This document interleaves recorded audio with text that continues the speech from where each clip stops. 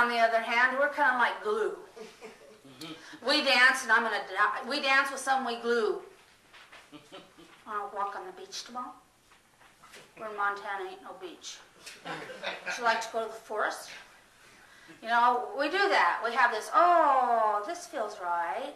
Oh, we have stuff in common. Oh, I'm so nervous. Did I remember to coordinate my bra? I don't wear a bra anymore. I don't know.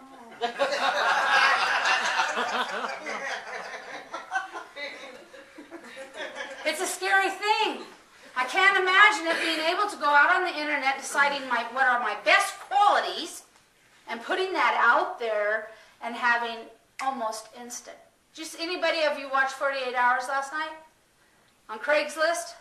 The man who killed a woman on Craigslist? Wow. I had no idea you could put out that stuff on Craigslist and meet up. You know, silly me. That was kind of scary, though. Because our youth, you remember, in our youth we were all in the closet. My youth and older. We were in the closet. Now it's not that way. And I can remember sitting with some young people, around 21 years old, and they would be like, oh, I talked to someone in Bozeman last night, and then I decided to drive over. You know, I don't know if you just give up that spirit when you get older, or if you're just too old to keep up with it. You know, if you go in the night all the way to Bozeman and have to make it back to work, you ain't going to be able to work. When you're young, somehow you figure out how to work with no sleep. So this young man goes trotting over to Bozeman to meet somebody that is, I thought, how do you know if they're not a predator? How do you know that they're like 95 years old and that was an old picture?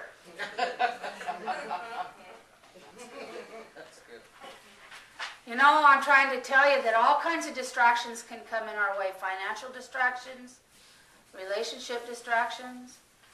You know, I can say relationship distractions happen when a couple have a holy union and quit coming to church. It may take a while. But if they have some way that they find faith, and I'm not just saying MCC, some way that they practice a faith daily. Because when the wind comes and the ocean runs into there and you have it hitting you full board, you need to be prepared for that. And the way to prepare for that is to build your relationship with God. Because there will come a time in each one of our lives when we're going to look at God and go, I can't believe this happened. Are you with me? Yes. All of us will have those situations that make no sense. All of us will have situations that we see young people, we see other people, you know, maybe making a pretty big challenge in their life. You know, we may be the one that talked to someone that said, I love you, went to their house and hung themselves. We are going to be in situations where we run into stuff that just totally devastates us and others. You know, I could tell a little story on my own family, and then I'm going to kind of close this up. But I have a family, my aunt. She raised her family in Jehovah's Witness, and it was awful.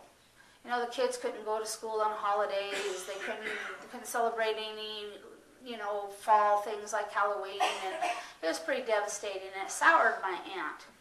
So when she got out of that marriage and came to Billings, she didn't pick up any other faith. She'd had enough of what it was and what it did to her family. So that means the next generation after her were not raised in faith. And the generation after that were not raised in faith. I don't know if you remember this story in Billings about the school bus driver that was turning and hit a truck and a little girl was thrown from the bus. That's my relation. That would be my aunt's daughter's daughter. Threw her right out of the bus. How do you deal with that? You know, I tried to think about what would be good to send, so I found spiritual cards, not religious cards. You know what I mean? That would say something about, you know, in time you'll maybe be able to look at the sky and see the stars and know that your little baby girl's there. But I watched my family. I watched my family on my aunt's side have nothing within them to pull from, to find solace with God about the death of this little girl. And today, even though they've gotten a grand settlement, they don't know how to manage money, so it won't be long. that it's gone. It doesn't pay for that life. Okay, now let me give you the view. This little girl had some trouble in school. And one time she broke out just crying in terrible fear, and they had to clear the whole class out. I think she saw what was going to happen. I think she saw it. She only did her fear that way. I think that what came out is because sometimes children do that, don't you know, from the mouths of babes. You know, they see things more clear because they're not so distracted in their heads about big things. Anyway, I wonder, I think she saw what was coming. And the day they had the funeral, I prayed. I prayed and I prayed and I prayed. And you know, I saw the most awesome thing. I saw the angels carrying her body on a bed. And there were long white and blue. Those of it, you know, colors know that's good. White and blue. And I saw them escort her around the gymnasium. More than one time when there's been a loss like that, God gives me a special ability to see them leave the shell behind. Are you with me? And for a long time, I kind of didn't bring that up because I didn't want someone thinking I was smoking pot before I got up here. God gives me that ability at times to see small passings. And recently, a friend of ours, an acquaintance who's come to church a couple times, his great niece,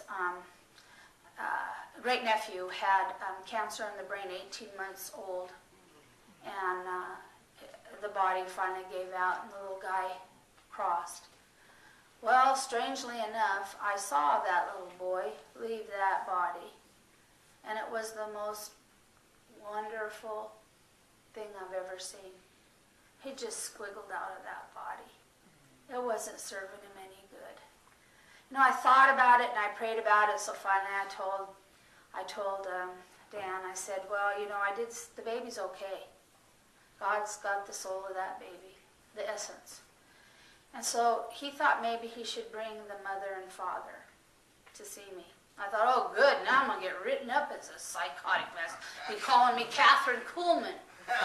I believe in miracles.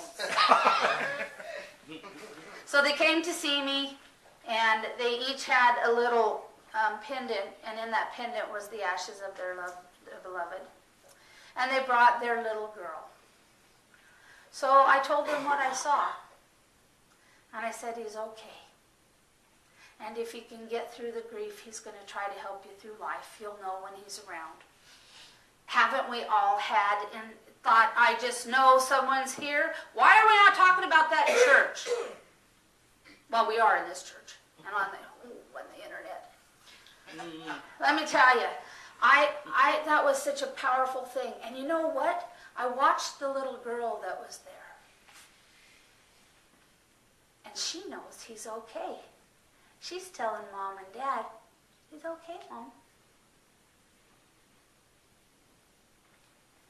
She thinks he's just at the hospital and then he's moving on. And she goes on about her life. And I thought, oh, God, I'd like to have that.